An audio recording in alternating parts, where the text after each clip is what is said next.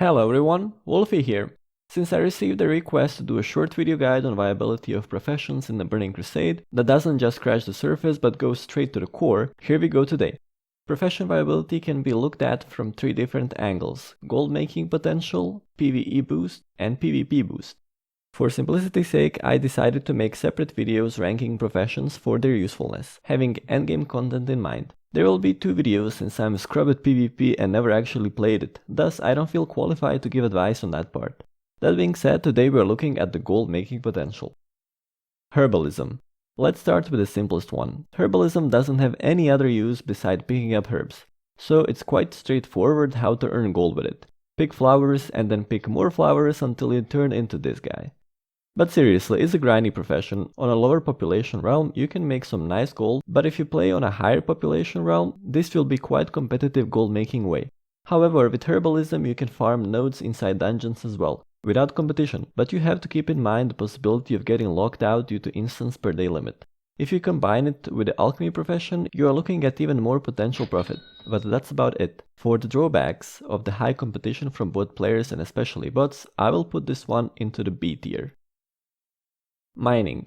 It is also a grindy profession but a bit more complicated than herbalism due to reasons similar to herbalism's. I'll put it in B tier again.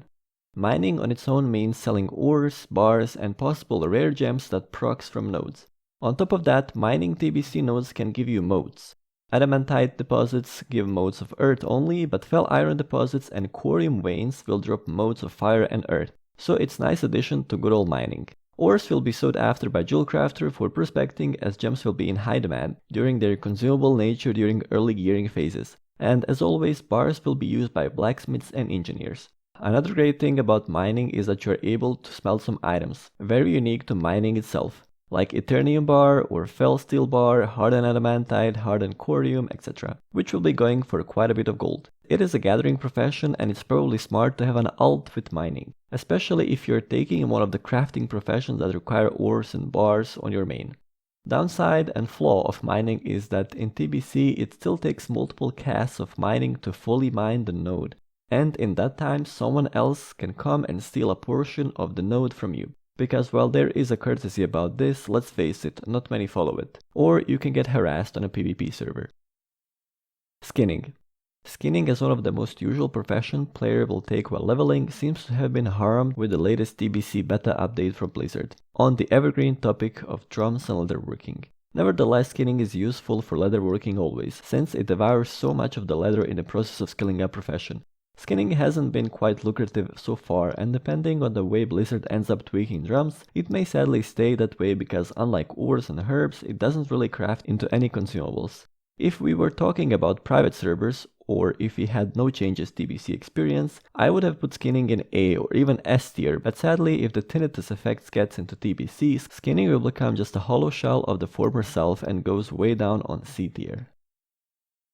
Blacksmithing is quite useful in terms of gearing your own character, but when it comes to earning gold with it, it's not that lucrative. It is more of a profession to have for raiding or even PvPing depending on what specialization you go for. Although it is not one of the best, there are still some ways of squeezing profit out of it. For example, adamantite weightstone and sharpening stone as consumables and rods for enchanters. There are also a couple of BoE crafts both for early endgame and later content patches like fell steel set or rage steel set, etc. But be warned, the later content patch BoEs, especially the tier 5 ones, are rather expensive and time consuming to make on their own, except if you are a mad lad.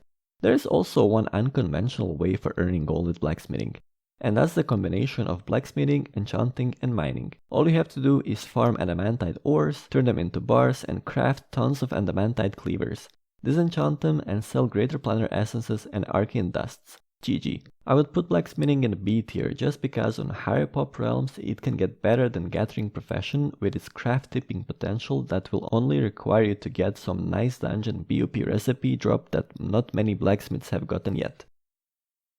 Leatherworking. The profession in the eyes of many long-term players. It goes further than drums, trust me. Surely just crafting drums and selling them is lucrative. Well, it was. But for that you actually needed to combine leatherworking with skinning and grind cleft hooves. Poor beasts used to be more dead than alive for the entire duration of TBC Expansion. Call me crazy, but I'm pretty sure PETA is behind the drum changes Blizzard is incorporating in TBC beta. Anyway, yeah. It seems that Blizzard has slapped drums with another nerf. Being affected with drums is gonna give your character a tinnitus debuff for 2 minutes, meaning one drummer per party is going to be enough, and that's going to cut down the number of drummers and thus demand for drums about 4 times down. So yeah, trying to make a big buck on selling drums consumables will likely not be viable anymore. However, now that everyone and their grandmas will not have leatherworking, this may be your chance to shine, because that means less competition on harder to get crafting recipes, such as heavy cleft hoof set, fell leather set, quiver 1000 feathers, etc. A main money maker will be primal leathers and BOA gear crafted from primal leathers, as they won't be available from the start from Badge of Justice vendor. Right next to that is crafting the leg armors. It will be harder to farm materials for it compared to its tailoring counterparts, but it will be quite expensive, and there is a demand for it from many different classes and specs. Going through later phases, there will be numerous patterns dropping from raid trash mobs, which you will be able to craft and sell for a nice price. But at the start of expansion, to get money for flying for example, you can focus on getting high reputation in Consortium and crafting those pieces of gear for selling. So after going through all of this, I would put leatherworking in B tier. Engineering.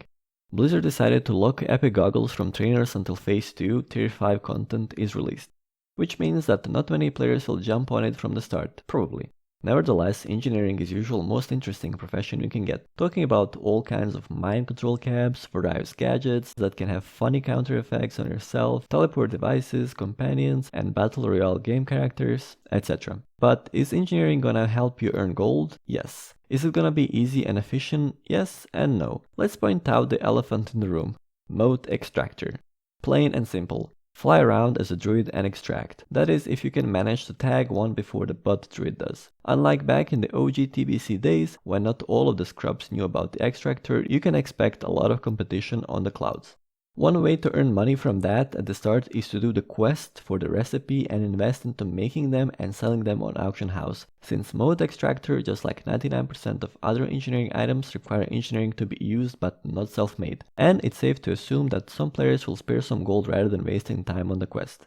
Next, same goes for repair bots. You need to drop a recipe and then you can sell the product for all other engineers. For this way of making money, you need to combine engineering with mining. By the way, speaking of engineering moneymakers, PvP players and PvE non-paladin tanks will go for super separate charges, since it's crafted only with goblin engineering but used by all engineers. Along with these, on the list of items used only by other engineers are mount. No, not this one.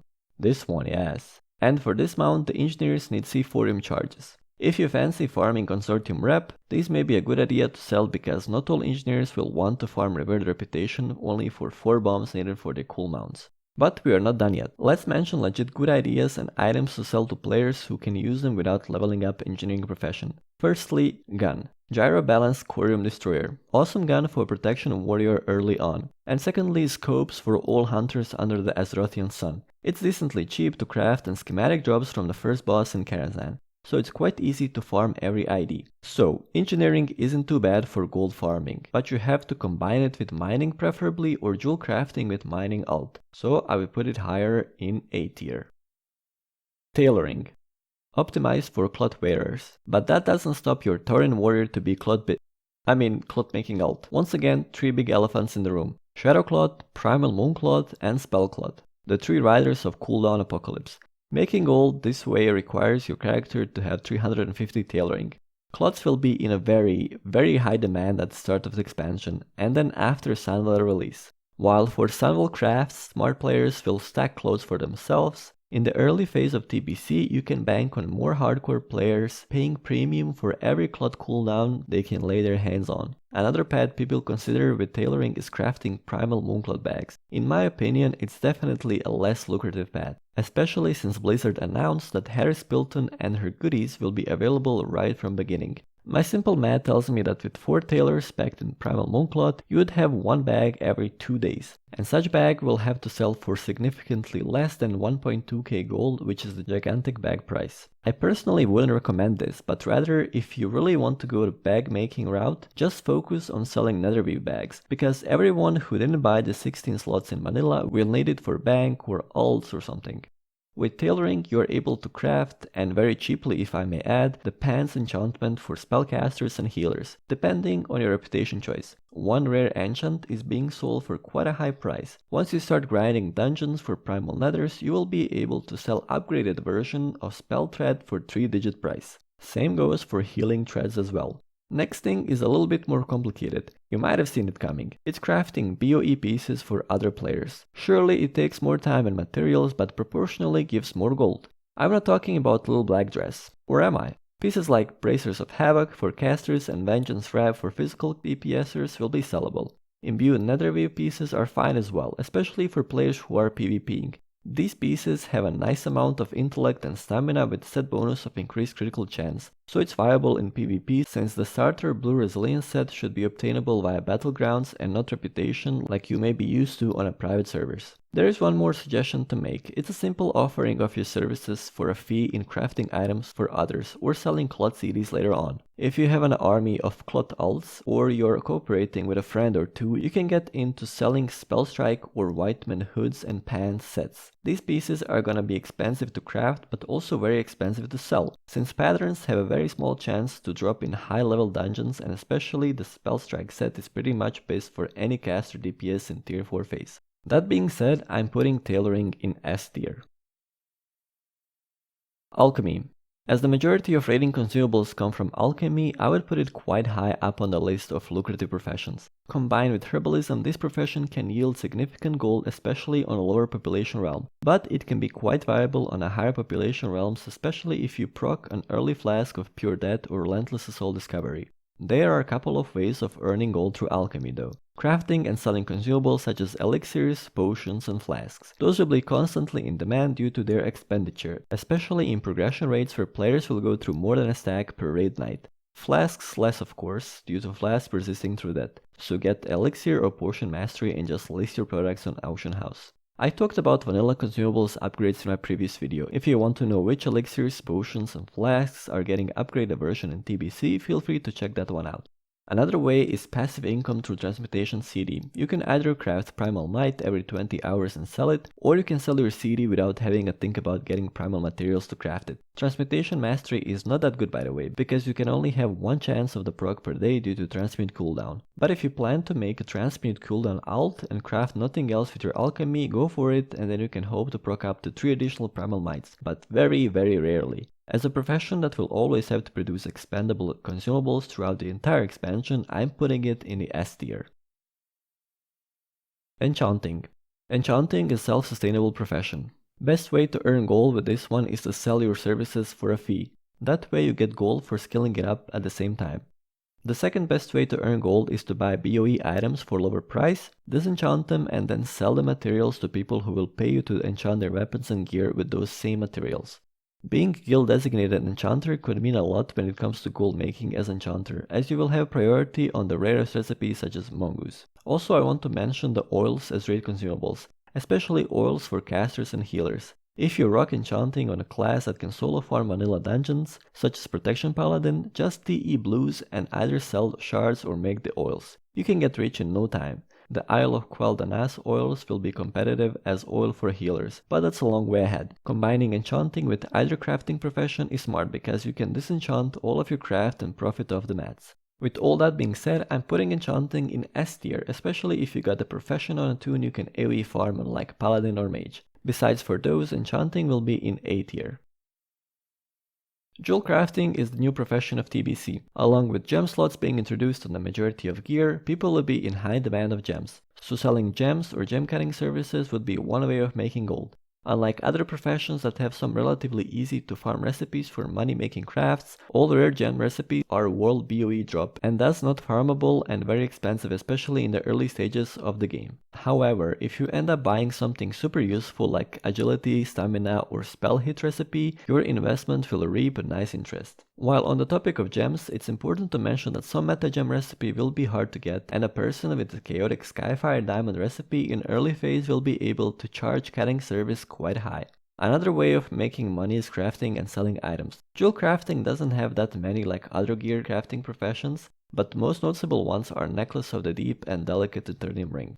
No doubt that Jewelcrafting is going to be quite competitive, as it's expected that many players will jump onto it as soon as the pre-patch is released, but still I am putting it in A tier. Secondary professions are quite good for such low requirements they have, except maybe for fishing where you have to pay with your time. However, fishing, cooking and first aid aren't on the same level when it comes to money yielding. First aid is the odd one out. There isn't any money to be made here. Moving on. Fishing, on the other hand, can bring you very nice profits. Awesome fact about fishing is that you aren't limited to fishes only. You can fish out other items as well, such as scrolls, some of which can be quite in demand. But if you combine it with cooking, you're looking at a very good source of income. Best examples are golden fish sticks and skullfish soup, which will be really expensive.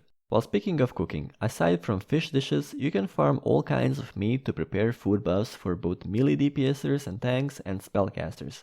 Most noticeable are Wireburgers, Blackened Basilisk, Moknatal Short Ribs, and so on. And that's not all. Thanks to Daddy Blizzard, we are getting cooking and fishing dailies from day one, or rather from the moment you skill it up to appropriate level. Quests are rather easy and rewarding. Old Man Barlow will give you a bag of fishing treasures, which can hold sometimes really expensive vendorable items, and a really small tiny chance at a 2-ring and Eye of the Sea. Cooking daily quest rewards will have you choose from Crate of Meat or Barrel of Fish. Both can hold quite a nice amount of materials for food buffs or some miscellaneous items and cooking recipes. And there we have it. If you liked this video and guide, click that like and subscribe button for some nice video procs in the future. As always, stay safe and have fun playing the game. Until the next video, bye bye!